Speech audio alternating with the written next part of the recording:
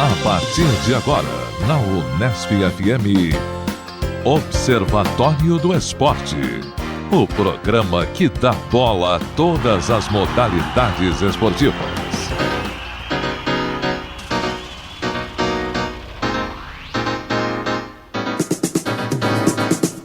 Olá, ouvinte da Unesp FM. Hoje é sábado, 23 de junho de 2012. Começa agora o Observatório do Esporte. Eu sou Luiz Moraes. E eu, Andressa Borzillo.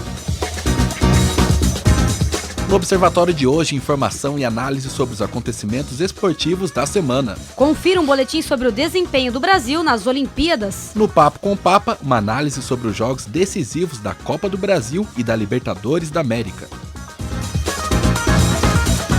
Esses assuntos você acompanha agora no Observatório do Esporte. E hoje temos na mesa a presença de Tuca Américo, Luiz Moraes, Gabriel Cortez, Fabiane Carrijo e Andressa Borzillo. Aqui no Observatório, a informação vai além das quatro linhas. E hoje vamos começar diferente. Vamos direto para o Papo com o Papa, que hoje fala sobre a Copa do Brasil e Libertadores da América. Confira o boletim com João Paulo Benini. Olá, amigos do Observatório do Esporte. Hoje o Papo com o Papa vai falar dos jogos do futebol brasileiro na Copa do Brasil e Libertadores. No campeonato mais democrático do cenário nacional, o Coritiba surpreendeu o São Paulo de Leão, Lucas e Luiz Fabiano, venceu por 2-0 e chega à sua segunda final consecutiva. Lembrando que em 2011 o Coxa perdeu para o Vasco na decisão. Na quinta-feira, o Palmeiras recebeu o Grêmio na Arena Barueri encharcada pela chuva que cai em todo o estado de São Paulo. Mesmo saindo atrás do marcador, os comandados de Felipão conseguiram o empate com Valdívia em noite inspirada. Na Libertadores, o Corinthians chega à sua primeira final após bater o Santos com o resultado agregado de 2-1. Muita garra, disposição tática, os comandados de Tite conseguiram anular Neymar e companhia. Depois de 7 participações, o alvinegro de Parque São Jorge debuta em finais. O adversário vai ser o copeiro Boca Juniors, que passou pela Universidade do Chile. Essa é a 10ª final dos argentinos. Amigos da mesa, existem favoritos nessas finais? Grande abraço a todos, João Paulo Benini para o Observatório do Esporte. Meu caro amigo João Paulo Benini, respondendo ao seu questionamento, eu acredito que não haja favoritos para essas finais. Afinal, finais importantes e 4 times que chegam bem, eu acho que não há nenhum favoritismo. Na final da Copa do Brasil, eu vejo um Coritiba melhor que o Palmeiras dentro de campo. Mas é a história. O último jogo, as semifinais, o Palmeiras não que surpreendeu, mas mostrou um esquema bem armado e conseguiu bater um Grêmio que no papel, a gente estava dizendo aqui, possui um time melhor teoricamente. Mas o Coritiba é um time muito bem articulado, que já está há 2 anos, vem bem. Então, por isso, eu acredito que o Coritiba tem alguma vantagem, mas também nada definido. Agora a gente pode levar em consideração a motivação do time do Palmeiras, que está há 10 anos sem um título importante, então acho que tem uma motivação extra e que pode complicar um pouco a vida do Coritiba, embora como palmeirense eu acredito no meu time, mas eu concordo com você, eu acho que o Coritiba tem um time um pouco mais armado e só acredito nessa motivação extra. Essa empolgação ficou nítida no fim da partida, claro, também envolvendo a questão do Valdívia ter feito gol, enfim, mas era nítido a emoção, o sentimento de vitória, assim, tão grande entre os jogadores do Palmeiras. Muito engraçada, divertida a fala do Valdívia reafirmando o machismo latino-americano, que deixou os repórteres com a frase: é melhor eu sair daqui antes que eu chore. Ele até se desculpou. Desculpe, é melhor eu sair para não chorar. Exatamente. E na outra final, eu acredito que a questão motivacional é maior pro lado do Corinthians, por ser a primeira final em Libertadores, mas tem diante de si os maiores vencedores da taça, que chega pela 10ª vez e aí tenta bater o recorde de campeão da Taça Libertadores da América. Tá muito equilibrado os 2 jogos, mas é claro, eu como palmeirense acredita no seu time, eu como corintiana não deixo de acreditar, porque acredito que seja a vez assim, que o Corinthians tenha de fato um time capaz de vencer o Campeonato Sul-Americano. Eu acho que a questão emocional, o que o pessoal fala, a questão mítica de jogar na Bomboneira, mas é uma pressão real. E eu acredito que se o Corinthians conseguir segurar um 0-0 na Bomboneira, ele já volta com uma mão na taça. Mas esse time do Corinthians, a impressão que dá pra gente que é telespectador é que ele não sofre pressão. principalmente figuras como Danilo, Alex, são figuras calejadas já em Libertadores. O Corinthians tem 6 jogadores no time titular com mais de 30 anos. Exatamente, é um time já experiente, que não demonstra insegurança ou nenhum tipo de... Os poucos momentos que o Corinthians tem dificuldade na Libertadores, ele não passa, essas dificuldades não passam de 10, 15 minutos de partida e ele já consegue se entrar no rumo novamente. Como foi o caso do jogo contra o Vasco, que o Diego Souza naquela bola ia fazer o gol, tinha tudo para fazer o gol. Desestabilizado a equipe. Poderia ter destabilizado, não aconteceu o gol.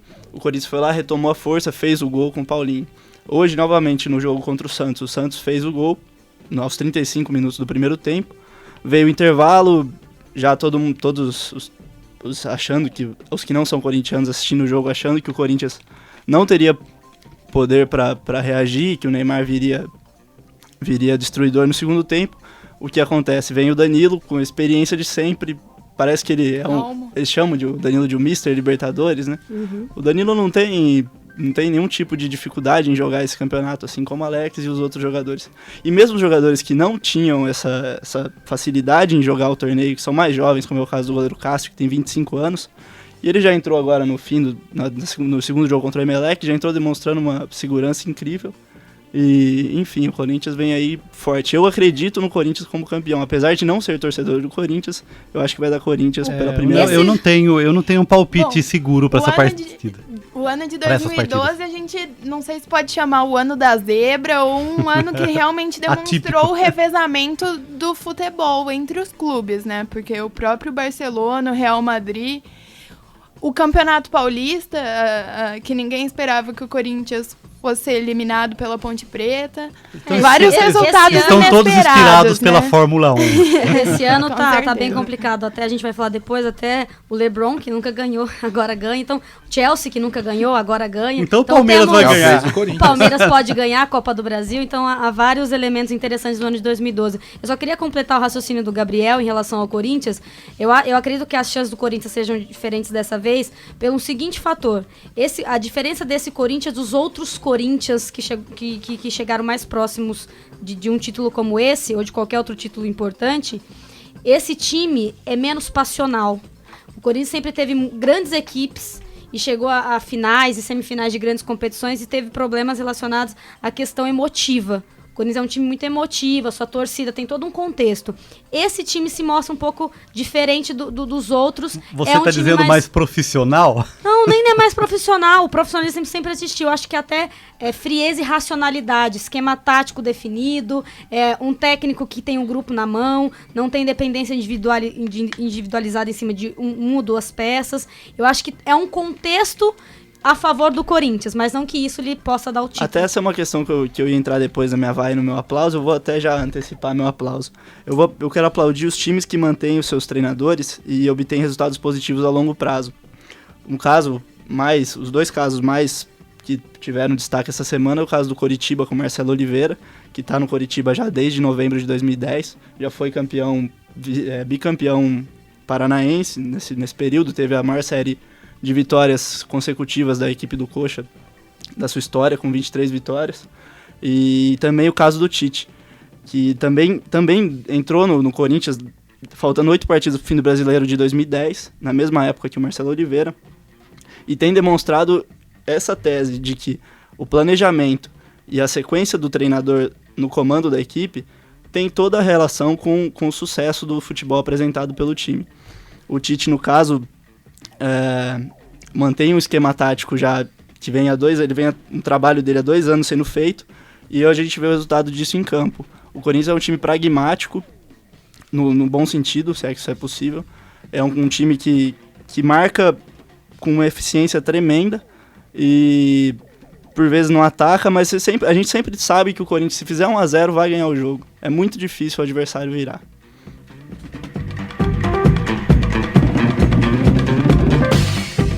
Seguindo aqui a mesa do Observatório do Esporte, a gente segue agora com Vai Aplauso, nosso destaque aqui sempre. Tuca Américo, que você preparou pra gente. Bem, saudações amigos do Observatório do Esporte, amigos da mesa aqui. Bem, algumas vaias, aplausos, considerações, né? Eu vou vaiar essa ideia marqueteira, né?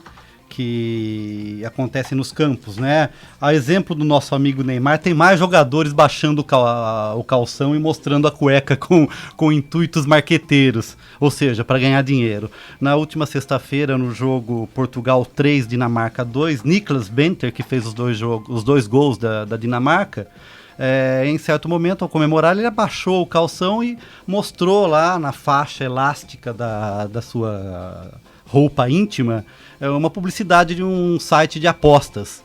E o resultado é que ele recebeu uma multa de 100 mil euros, aproximadamente 250 mil reais. E o que causa estranheza também, segundo o site da UOL, é que essa multa, né, que ele recebeu é maior do que a multa que a UEFA deu aos torcedores do Porto, né, na temporada passada, né, contra aquela cena em relação àquela cena de racismo contra o Mário Balotelli. Então ficam uns pesos e medidas estranhas, né? Na minha cabeça eu acho que tem que ter a punição, mas uma punição por racismo sempre deve ser maior do que uma punição por publicidade.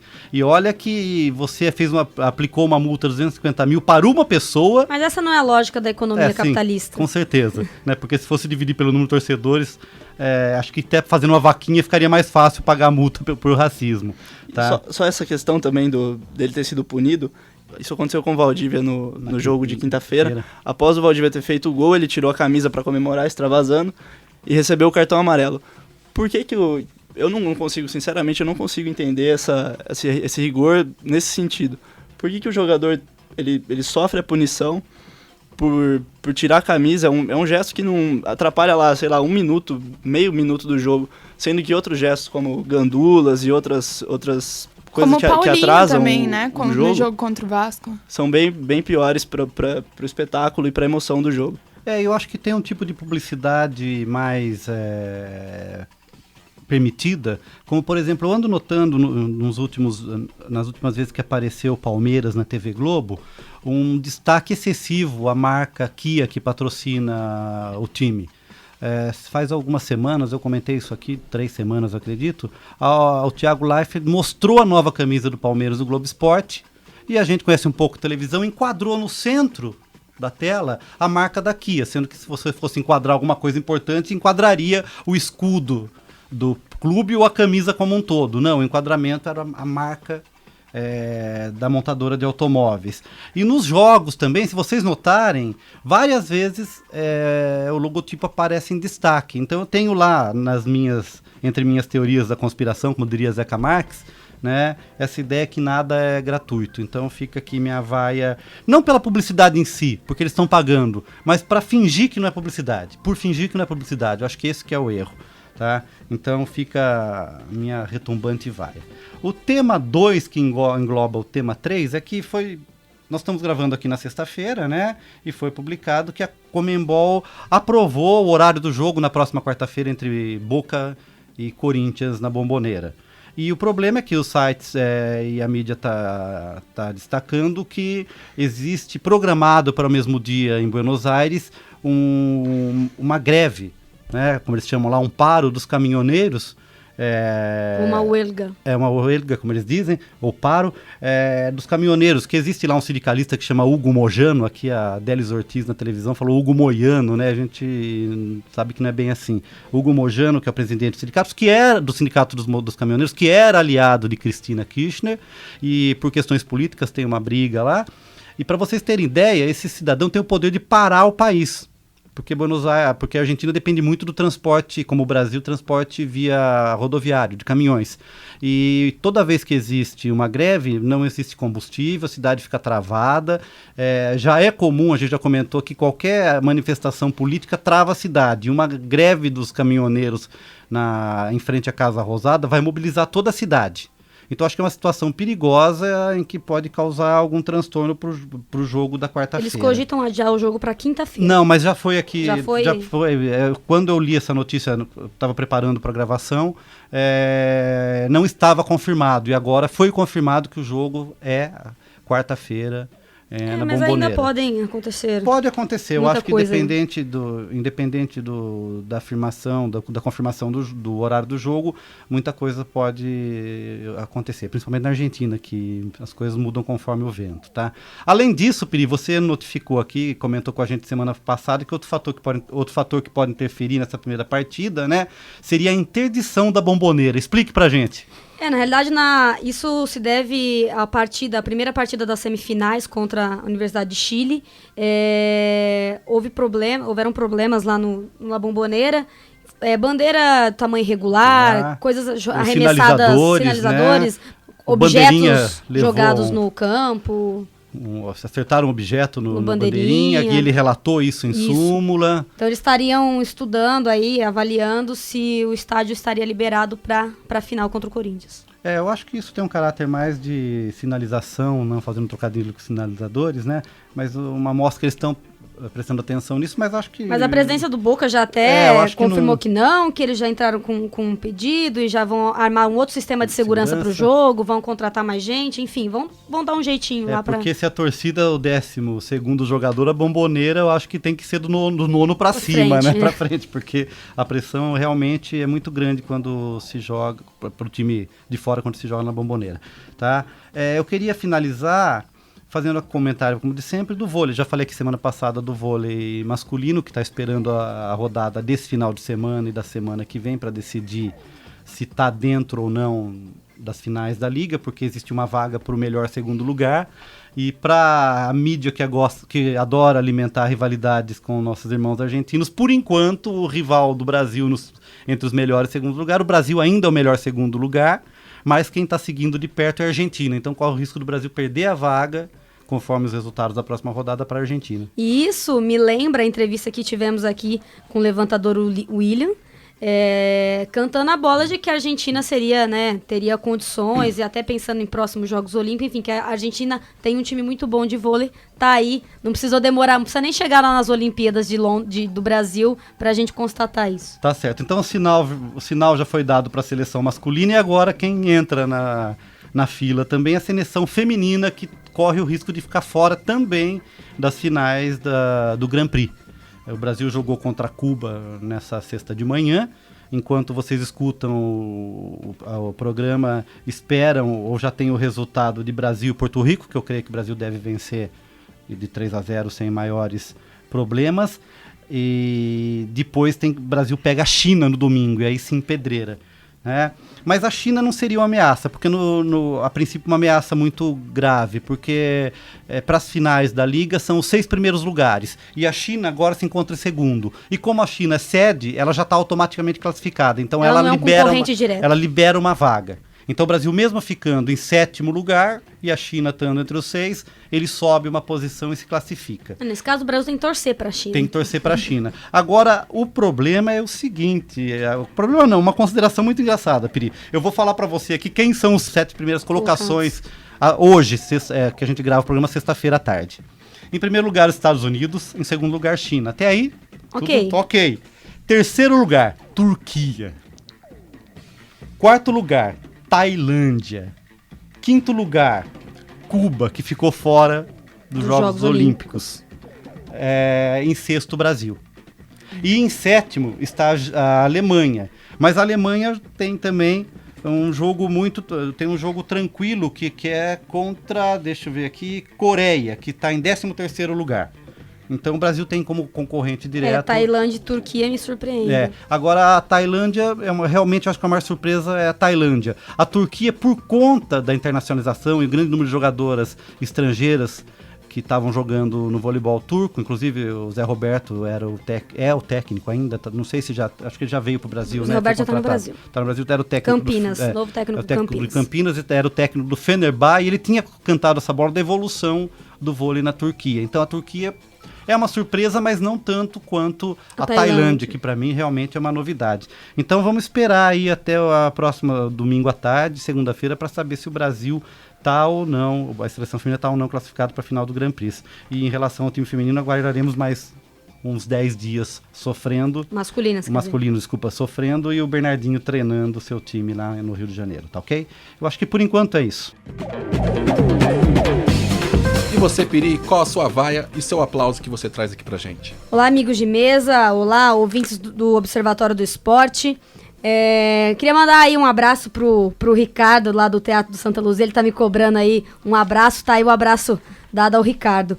É o seguinte, eu tenho vaias e aplausos, mais vaias do que aplausos. Então eu vou começar de aplauso. Você vai aplaudir o Corinthians? Não tá nem na minha lista, não. Eu quero destacar, por incrível que pareça, tantas vezes criticado, Cristiano Ronaldo, nos últimos 2 jogos pela seleção portuguesa, fez a diferença. Ele tá jogando muito, mas mesmo assim perdendo muito gol, né? Ele fez bastante, mas perdeu bastante também. Por tudo que ele já viveu nessa seleção portuguesa, acho que, enfim, ele conseguiu ser decisivo e tá ajudando a equipe a passar pela Euro. E eu acredito que Portugal tem chances aí muito boas. Que Zeca Marques que está ausente, Zeca Marques está ausente só porque hoje. Ele não veio, eu tô elogiando aqui o Zeca Marques está em Portugal. Exatamente, está na cidade do Porto. Zeca é fã de Cristiano Ronaldo ou não? Não sei, viu? Boa pergunta. Fica no ar, ele responde semana que vem pra gente.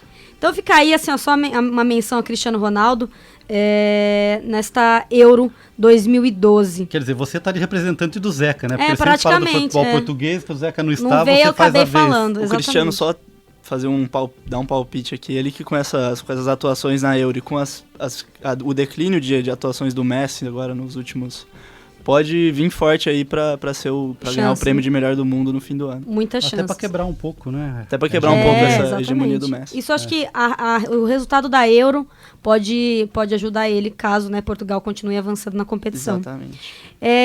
Um aplauso, na realidade é uma lembrança da semana, assim, bonita e interessante.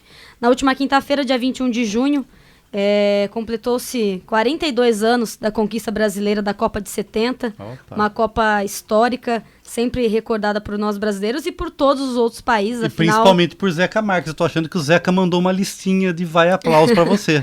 Lembrando que o Brasil venceu a Itália na final por 4-1 e levou a Júlia Rimé para casa depois, né? A gente não tem ela originalmente, mas tudo bem. Enfim, uma lembrança aí, essa data histórica, esse título histórico que é reconhecido, lembrado em todo mundo sempre que fala de futebol brasileiro.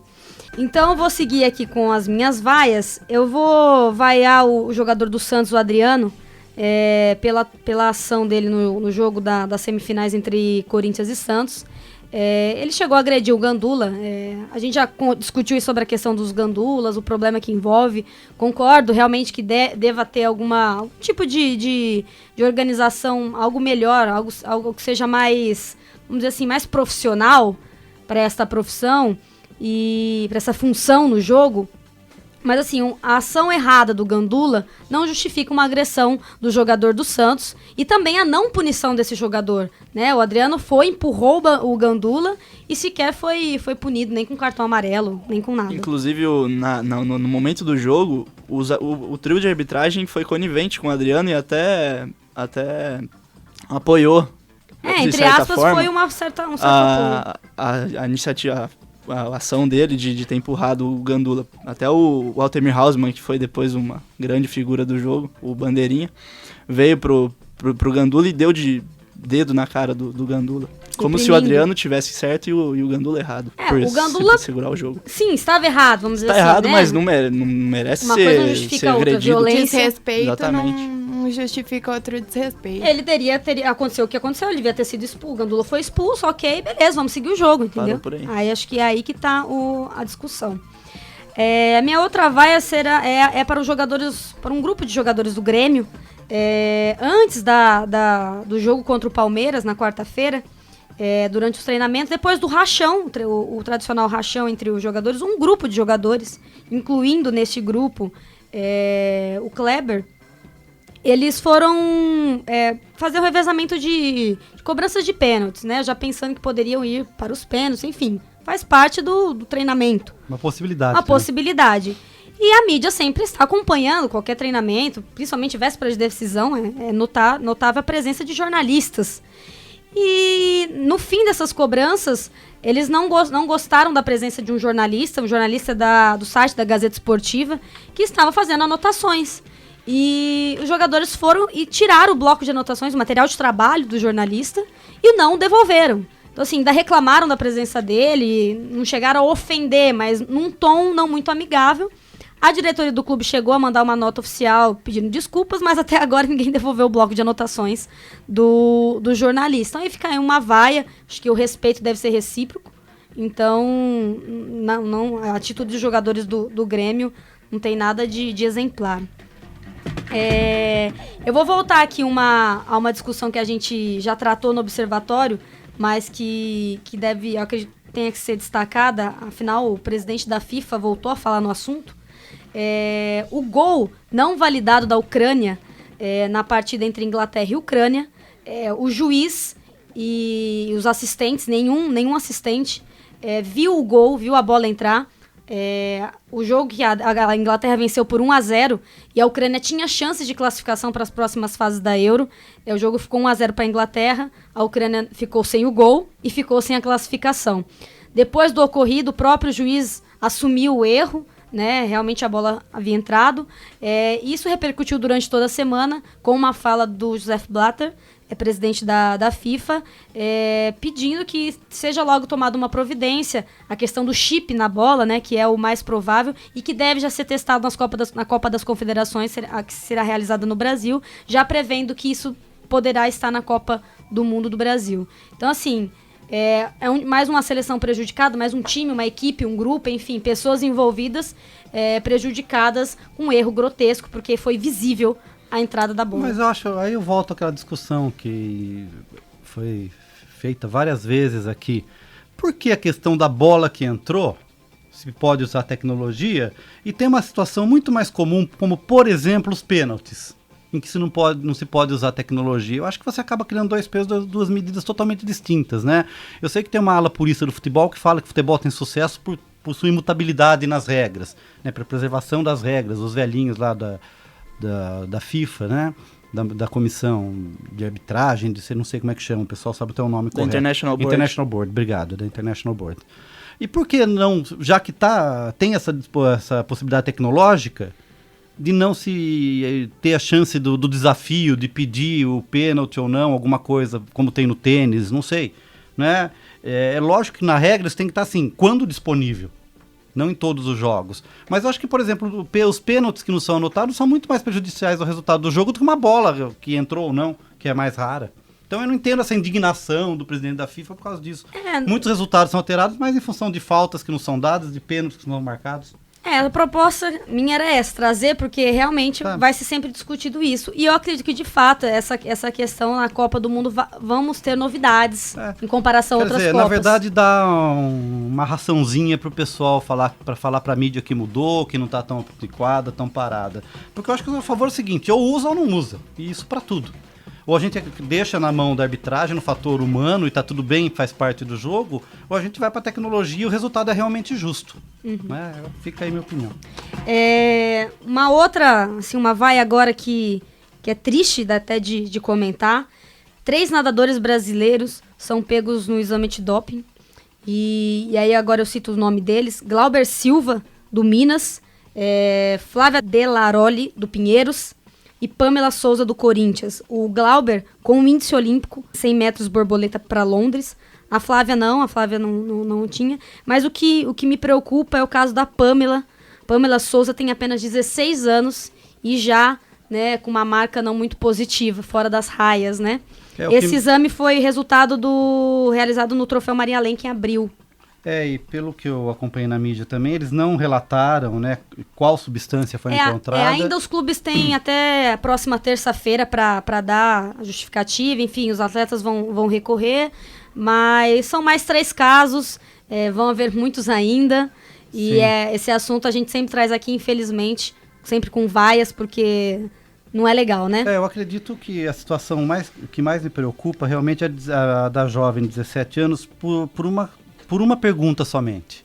Se ela fez isso por imaturidade, sozinha, que é até perdoável, ou se já foi com o apoio e com a indicação de alguma pessoa um pouco mais velha, mais experiente. Até porque os atletas hoje são preparados já com pouca idade, né? Então ela aos 16 já não é nem a mais nova, ela já deve ser uma veterana ali no grupo dela. Mas mesmo assim eu fico um pouco preocupado.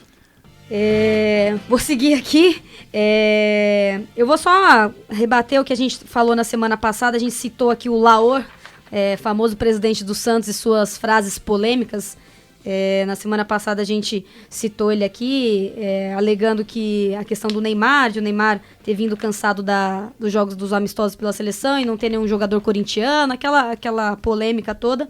Ele voltou a falar, vamos dizer assim, nesta última sexta-feira, confessando que errou agora, depois que saiu o filho, né?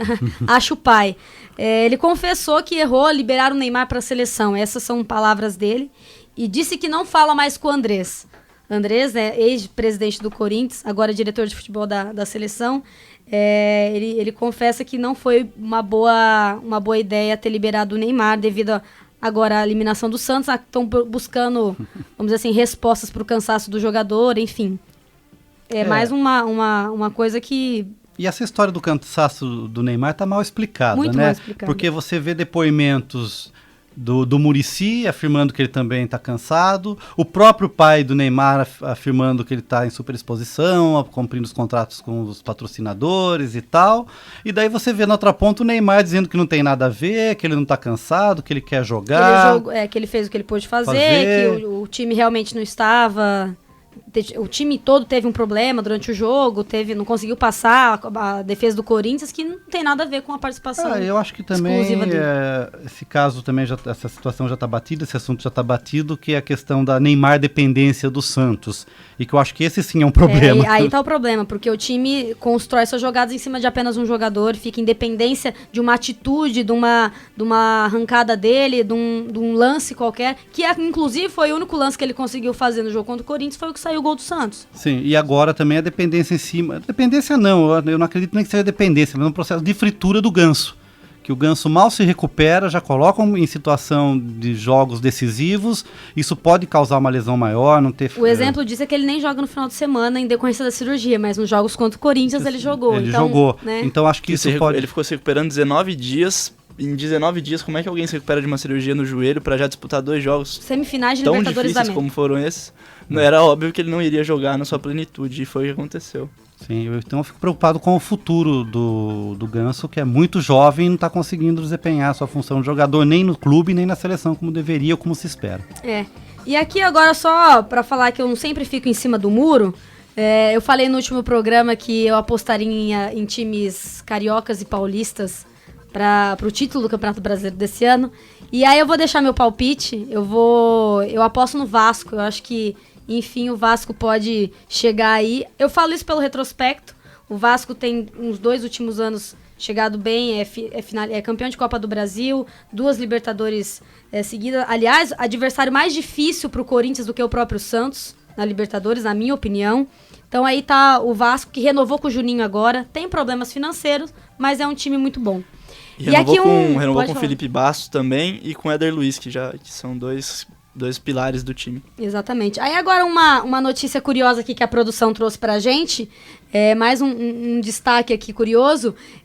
Vocês lembram de Canidia? Acredito que sim, né? Os brasileiros jamais esquecerão Canidia. Por incrível que pareça, ele volta ao campo.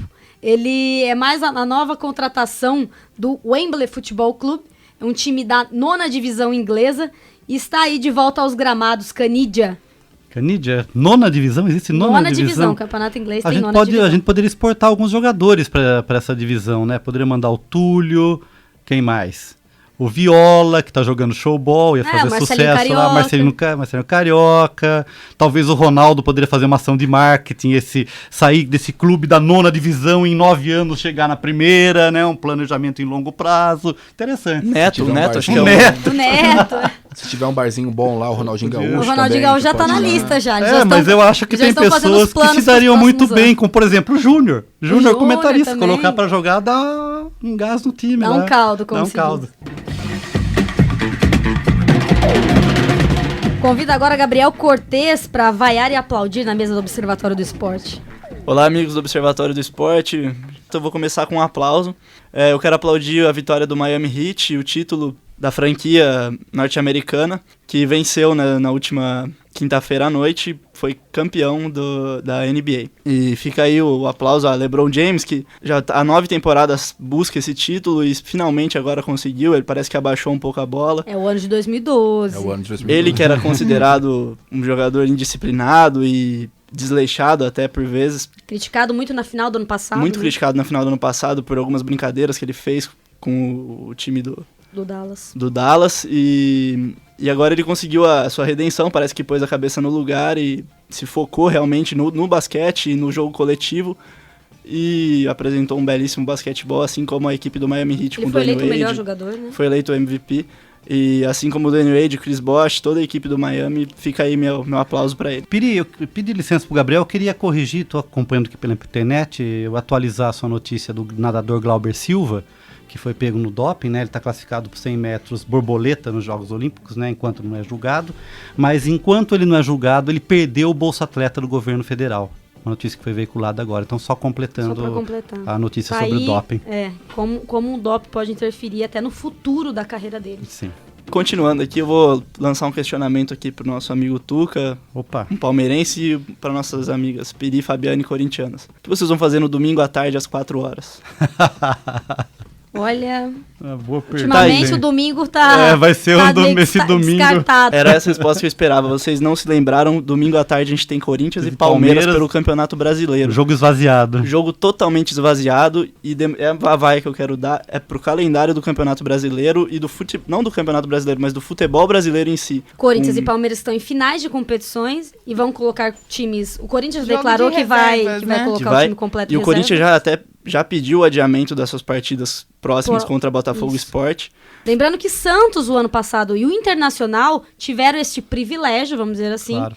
E aí agora eu quero ver qual será a postura da CBF diante, ou justificativa para não aceitar os pedidos do Corinthians. Dentro dessa história do calendário também, Gabriel, a gente precisava discutir aqui a questão do Santos em relação aos Jogos Olímpicos. O Santos vai perder 3 importantes jogadores, o Neymar, o Ganso e o Rafael, para o período de preparação da seleção olímpica. Então os jogadores se apresentam agora a partir do dia 8 de julho. E para vocês terem ideia, são 9 jogos que o Santos ficaria sem os seus 3 principais jogadores. Santos e Grêmio na Vila Belmiro, Internacional e Santos no Beira-Rio, Santos e Botafogo na Vila Belmiro, Vasco e Santos em São Januário, Atlético de Minas e Santos na Independência, Santos e Ponte Preta na Vila Belmiro, Náutico e Santos no Estádio dos Aflitos, Santos e Cruzeiro na Vila Belmiro e Santos e Atlético Goianiense na Vila Belmiro. Então, quer dizer, é uma quantidade muito grande de jogos e um prejuízo enorme para o clube.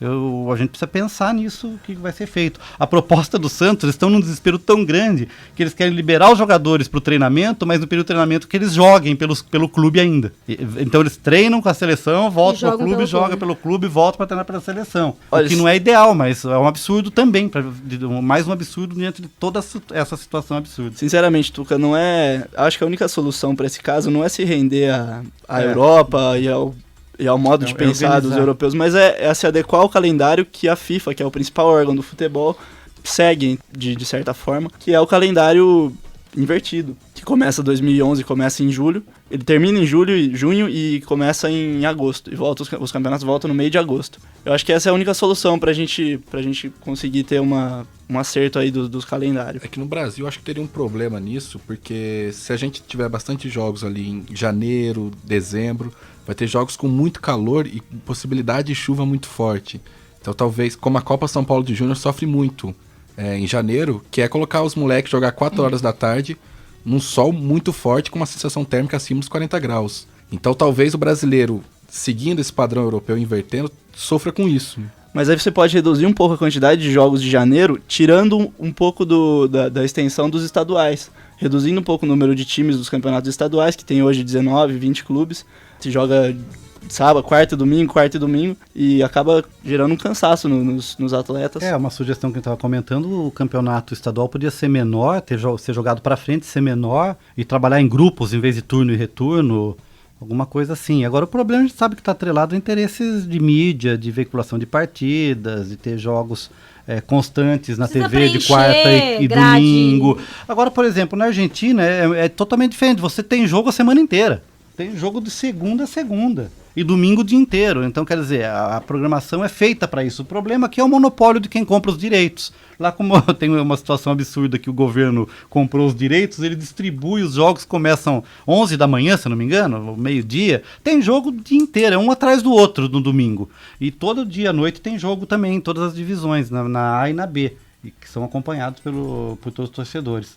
Tá? Então acho que é uma questão que envolve mais direitos de transmissão. Eu queria vaiar também, a gente já comentou bastante do jogo Corinthians e Santos, mas vaiar a atitude do auxiliar do bandeirinha, do Altemir Hausmann, que aos 47 minutos do segundo tempo, o jogo já no término, ele entra de uma maneira atabalhoada, cênica, não sei, não dá pra descrever. Performática. Eu diria ridícula. Ridícula, vários dos adjetivos. Ele pensou que ele fosse aquela simulação que é colocada nas TVs durante as transmissões para contar os 9,15 metros, eu não sei o que foi aquilo.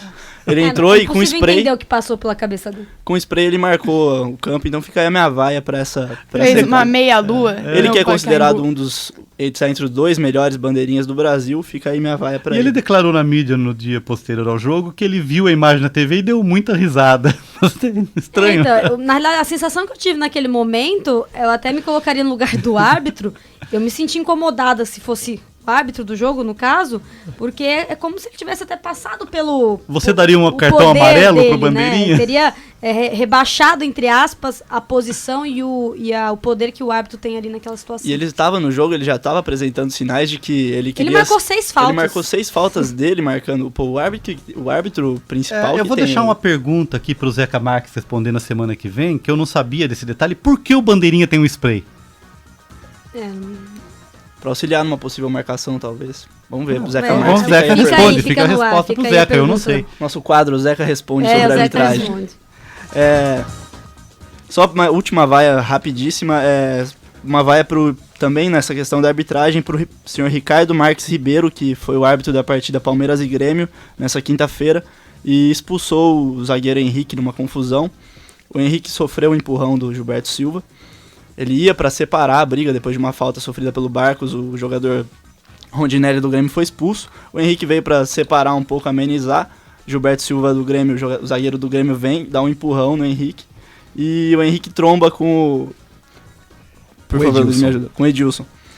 O Edilson vira e dá um soco na cara do Henrique, que é expulso. O Edilson é expulso e depois, uns minutos depois, o árbitro expulsa o Henrique também e o tira da final, do primeiro jogo da final da Copa do Brasil. Fica aí minha vaia pro árbitro.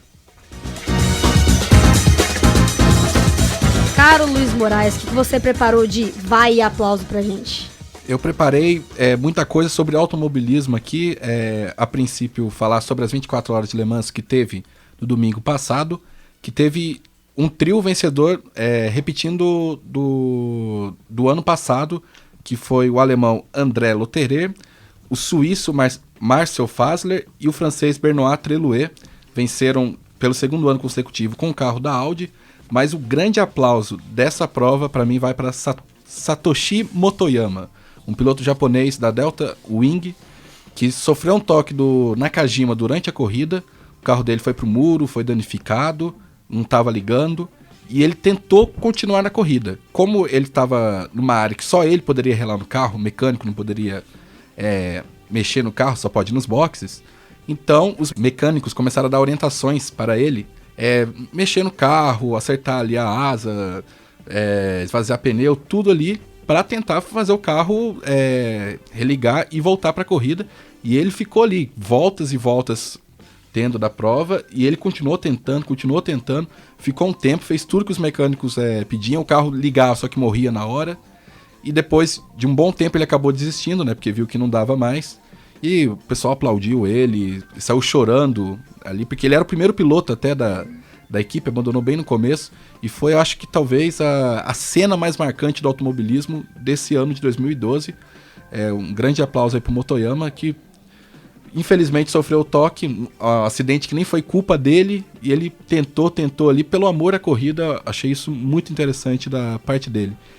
E ressaltar também que teve um brasileiro nas 24 horas, que foi o Jaime Melo, ficou em segundo na categoria dele, que é a LMGTE Pro.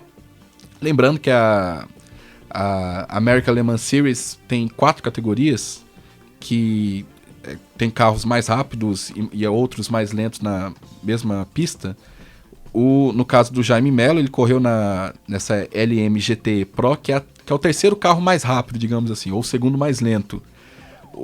Geralmente dá uma consideração maior para o vencedor da LMP1, que é o carro mais potente, mas existem vários vencedores, trios vencedores. No caso aí da categoria que o Jaime Melo correu, o vencedor teve um trio com o Giancarlo Fisichella, ex-Fórmula 1. Também outro ex-Fórmula 1 correu o Gian Maria Bruni, só que ele correu 1 ano na Minardi apenas. E fica aí também uma consideração boa aí pro Jaime Melo, que sempre não, no último ano também ficou em segundo também nas 24 horas de Le Mans e está sempre correndo nessas categorias. Só para o nosso ouvinte que não conhece Le Mans, só resumindo, o que significa Le Mans? Para o automobilismo, enfim. As 24 horas de Le Mans, ela é considerada da tríplice coroa, né, do automobilismo, que tem o GP de Mônaco e as 500 milhas de Indianápolis. Inclusive, eu só lembro de um vencedor dessa tríplice coroa, que é o Graham Hill, que venceu as 24 horas em 72, as 500 milhas em 66, e foi considerado o Mr. Mônaco. Ele venceu várias vezes em Mônaco em 62, na década de 60, e se não me engano, em uma na década de 70 também. Então, as 24 horas de Le Mans é uma prova tradicionalíssima. O Jacques Villeneuve quase venceu também essa tríplice coroa, porque ele tem o GP de Mônaco e as 500 milhas e quase venceu as 24 horas de Le Mans. Então é uma prova muito tradicional, muito importante, que exige não só a velocidade dos pilotos, mas principalmente regularidade, né? Porque 24 horas, mesmo em trio ali, é muita corrida, muita prova. Então é uma prova bacana de se você ir acompanhando aos poucos. Lógico, não dá para você assistir o tempo todo, 24 né? Horas. São 24 horas, mas é uma prova muito interessante aí. E também falar que esse final de semana tem Fórmula 1, tem Fórmula Indy também. A Fórmula 1 vai ser em Valência. Talvez, quem sabe, 8º vencedor possa surgir. Destacar que o Bruno Senna foi bem no treino livre da sexta-feira, ficou em 5º. A Williams vem apresentando melhores. Maldonado também melhorou. Em comparação às outras corridas, né? Maldonado foi 4º colocado, atrás do Kobayashi e do Nico Hülkenberg, e o Sebastian Vettel, que foi o único não diferente nesses 5 primeiros na primeira Agora colocação. Eu quero ouvir qual que é o seu palpite para Valência. Aqui nos bastidores eu ouvi, eu quero que você confirma no microfone. Romain Grosjean, da Lotus, vai vencer. É o 8º aí da lista. Vai ser o 8º. Lembrar que a Lotus ainda não venceu. A Lotus parecia ter uma queda de rendimento, mas o segundo lugar do próprio Grosjean em Montreal, acho que mostrou isso, que a Lotus pode vencer, e também a Sauber, né, com o Pérez em 3º na última prova. E também falar que tem Fórmula Indy, GP de Iowa, o Barrichello está numa má fase mesmo já na Fórmula Indy, ficou em penúltimo lugar no treino livre, Marco Andretti liderou. O Barrichello caiu para 16º na classificação geral da Fórmula Indy. Dificilmente vai ser, mesmo que fosse concorrer ao iniciante do ano, não vai ser, porque o Simão Pagenaud, que eu sempre falo que é o grande candidato, está em 6º. Então tá mais complicado aí mesmo para o Rubinho. Mas destacar aí que o Will Power ainda está liderando a Fórmula Indy. E temos uma surpresa, que é o James Hinchcliffe, que está em 2º agora na classificação geral, fazendo provas consistentes, principalmente agora nos ovais. Ele está no 2º ano na categoria e, quem sabe, pode surpreender. Não sei se para título, mas ficar entre os primeiros colocados aí, ele deve ficar. Vou passar a bola agora para a Fabi, que está aqui, Fabiane Carrijo. Fabi, qual sua voz e seu aplauso aqui pra gente? Bom, olá, eu acho que já falei aqui um pouco, consegui participar um pouco. O meu aplauso, o Gabriel já adiantou, que seria o Miami Heat. Já fez uma boa campanha no ano passado, esse ano só confirmou o LeBron, que realmente acabou se destacando e mostrou que ele não é o amarelão que o consideravam. E eu tenho 2 comentários a fazer. Primeiro sobre o tênis, que o Tomás Bellucci, o melhor jogador brasileiro... Amigo de Fábio Fleury? Vai simplesmente pegar o Nadal no torneio de Wimbledon. Pedreira, né? Começar bem, né? Vai ganhar o primeiro set. Pode ganhar o primeiro set. Pedreira, por mais que saibamos que a especialidade de Nadal é o saibro, a grama de Wimbledon com todo o seu charme, é complicado, o Nadal sempre é complicado. O Bellucci está até pegando uma certa experiência. O ano passado, em 2010 também, já pegou grandes adversários como Djokovic, como Federer. Obviamente acabou perdendo, mas... Faltava o Nadal, então. Na realidade, tá tudo combinado já. Ele precisava pegar os melhores do mundo, agora faltava o Nadal. Ele já tinha pego o Nadal e já perdeu do Nadal. Vai, talvez, relembrar esse gosto. Mas fica a nossa torcida aqui para o Tomás Bellucci, que é o representante brasileiro num torneio tão importante. E um comentário que talvez algumas pessoas não se lembrem, mas... A Copa do Brasil, o ano que vem, os participantes da Libertadores vão participar da Copa do Brasil, o que volta na questão do calendário, que tínhamos comentado, e pode ficar até para um próximo programa, que é realmente complicado para os jogadores, para os clubes que têm que se reestruturar. Vai precisar de elenco para rodar campeonato. Hein, vão ser 16 representantes. 16 a mais. Ao todo 80. Agora você imagina, do jeito que tá esse ano, sem isso, como que tá a situação dos clubes hoje, início de Campeonato Brasileiro? Agora vocês imaginam ano que vem, esses mesmos clubes disputando 3 competições? Desculpa, mas eu não vejo o nível técnico. Aí quem vai ter problema são as próprias pessoas que transmitem, as emissoras de rádio, televisão, enfim. Qualquer um que for transmitir vai ter um nível técnico abaixo do convencional, vamos dizer assim. Vai ser sempre alguma equipe priorizando algum campeonato. Entre os dias 27 de julho e 12 de agosto, em Londres, acontece a 30ª edição dos Jogos Olímpicos. O evento é realizado a cada 4 anos e conta com a participação de 192 países, que disputarão 30 modalidades esportivas. O Brasil disputa as competições olímpicas desde os Jogos de 1920, na maior cidade da Bélgica, a Antuérpia. O repórter Fernando Martins preparou um boletim sobre o desempenho do Brasil em Olimpíadas. Veja só. Olá, amigos do Observatório do Esporte. Vocês se lembram das participações brasileiras em Olimpíadas e da primeira medalha de ouro conquistada? A primeira edição dos Jogos Olímpicos da Era Moderna aconteceu em 1896, em Atenas, na Grécia. Mas o Brasil competiu pela primeira vez apenas nas Olimpíadas de 1920, em Antuérpia, na Bélgica. E logo de cara já conquistou 3 medalhas, todas no tiro esportivo. Na segunda participação brasileira, desta vez em Paris, na França, por falta de investimentos, o Brasil levou apenas 11 atletas, todos do atletismo, que arrecadou o dinheiro de última hora. Por pouco, o Brasil não teve cancelado a sua participação nos Jogos desse ano. Se na edição anterior a participação brasileira quase foi cancelada, na edição de 1928 em Amsterdã, na Holanda, realmente não houve competidores com as cores verde e amarelo. Ainda afetados pela crise de 29, nos Jogos de 32, o Brasil tem um elenco de apenas 58 atletas e dentre eles havia apenas uma mulher, a nadadora Maria Lenk, que se tornou a primeira atleta sul-americana a competir em uma Olimpíada. Em 1936, em uma Olimpíada marcada por fazer parte da propaganda nazista, o Brasil quase não competiu novamente, mas desta vez por falta de organização mesmo. Até 1935, a Confederação Brasileira de Desportos era quem organizava as delegações olímpicas do país. Porém, a criação do Comitê Olímpico Brasileiro, no mesmo ano, causou um grande transtorno. As entidades brigaram para ver quem levaria os atletas a Berlim. A disputa só foi decidida na véspera do embarque, em favor do COB, depois que a CBD concordou em fundir as equipes, desta vez com 95 atletas, mas ainda sem nenhuma conquista. Se em 1916 não houve Olimpíada por causa da Primeira Guerra Mundial, também não houve as edições de 1940 e 1944 pela Segunda Guerra. Mas em 1948, Londres recebe novamente o evento, com os Jogos voltando após o terror da guerra. Foram mais de 4.000 atletas inscritos por quase 60 países registrados. Foi nesse ano em que o Brasil ganhou seu primeiro trunfo nos esportes coletivos. Medalha de bronze para o basquete, que perdeu na semifinal para a França. 1 ouro e 2 bronzes foram as conquistas do Brasil em 1952, graças a Ademar Ferreira da Silva no salto triplo, que conquistou a douradinha. Os bronzes ficaram por conta de José Teles da Conceição, pelo salto em altura, e Tetsuo Okamoto, na natação. Em 1956, em Melbourne, na Austrália, mais um ouro e novamente com ele, Ademar Ferreira da Silva. Em 1960, o destaque brasileiro ficou novamente por conta da seleção de basquete. E o basquete estava com tudo mesmo.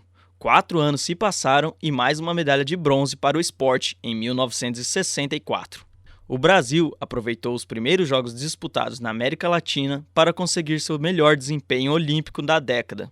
No México, em 68, foram 3 medalhas, uma de prata e 2 de bronze.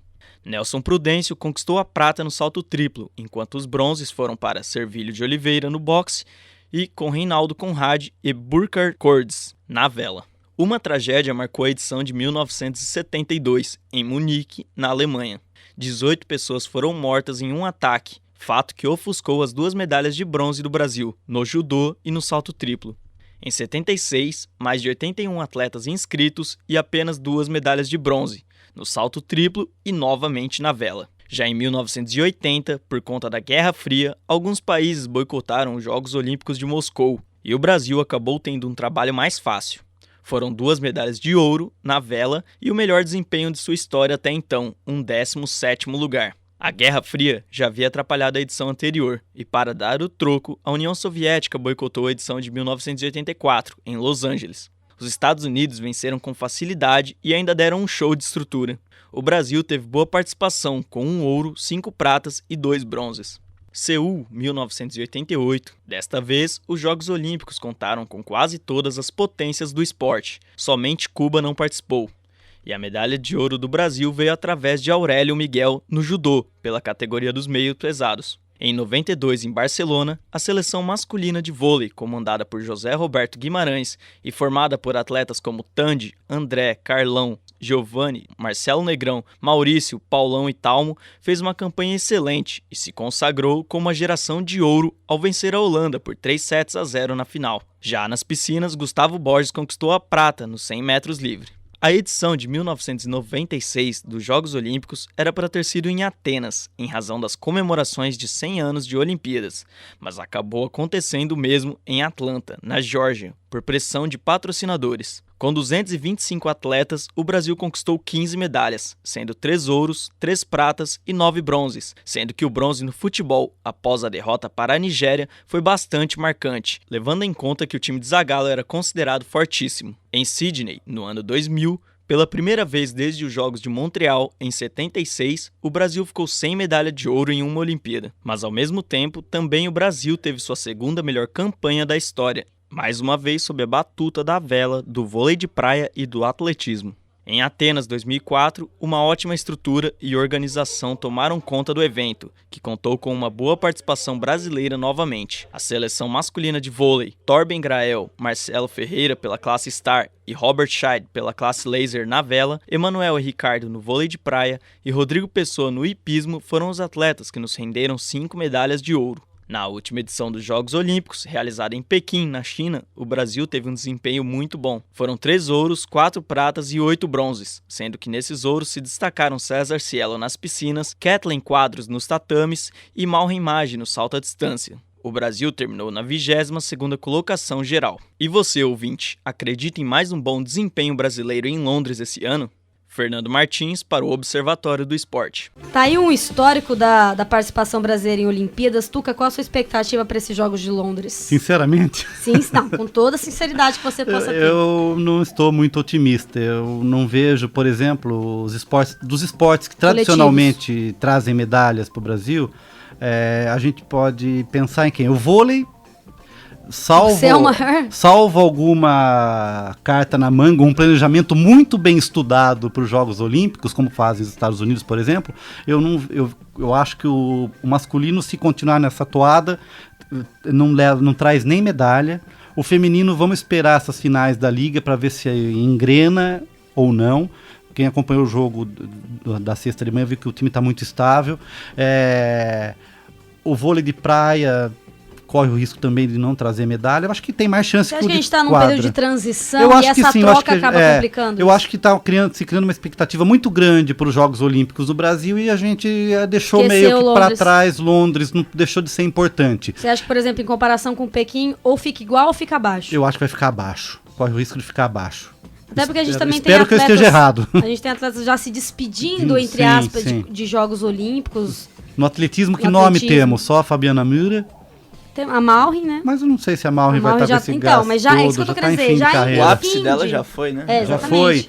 Né? É isso que eu tô falando, o ápice de muitos atletas já... Talvez eu acho que seja essa grande explicação mesmo. Acho que é a despedida de uma geração e o surgimento de uma outra. E então aí a gente tem novos que vão estrear em Londres, e aí que assim, Londres não prometem um pódio ou medalhas, mas para os Jogos do Brasil... eu acho que no planejamento... Experiência. Isso que eu ia falar, o planejamento. O planejamento devia ser a experiência em Londres para poder disputar Brasil de forma mais tranquila. E você, ouvinte do programa que acessa as redes sociais, curta nossa página no Facebook. O endereço é www.facebook.com/Observatório do Esporte. Repetindo, o endereço www.facebook.com/Observatório do Esporte. Acesse também o site do nosso programa. O endereço é www.observatoriodesport.unesp.blogspot.com. Anote aí, www.observatoriodoesporteunesp.blogspot.com. E temos a novidade que o Observatório do Esporte está no YouTube também. Digite lá e ouça nossos programas na íntegra.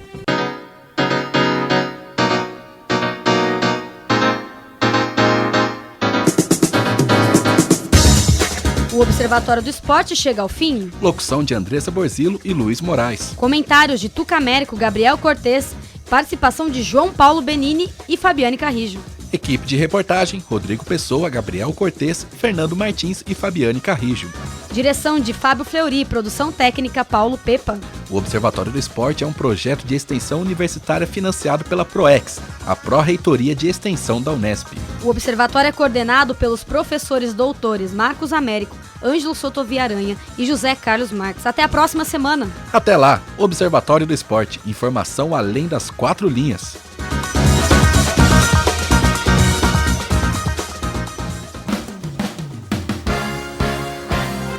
A Unesp FM apresentou Observatório do Esporte, o programa que dá bola a todas as modalidades esportivas.